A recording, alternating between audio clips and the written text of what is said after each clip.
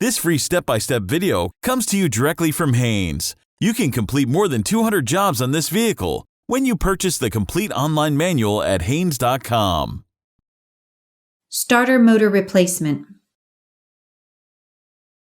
Pull the hood release lever located underneath the steering wheel. Slide the hood safety latch, then raise the hood upwards.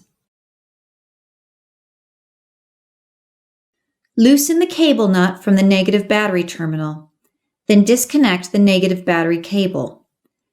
Position the cable aside to prevent accidental reconnection. Working from underneath the vehicle, remove the starter mounting bolts, then rotate the starter to gain easier access to the electrical connections. Unscrew the nut securing the battery cable to the starter, then disconnect the cable. Release the connector safety tab, then disconnect the solenoid electrical connector. Remove the starter motor out from under the engine.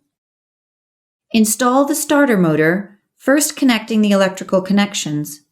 Secure the safety tab on the solenoid connector once connected, and tighten the battery cable nut on the starter securely. Rotate the starter in the correct direction onto the mounting bracket. Then install the mounting bolts. Tighten the starter mounting bolts to the specified torque setting.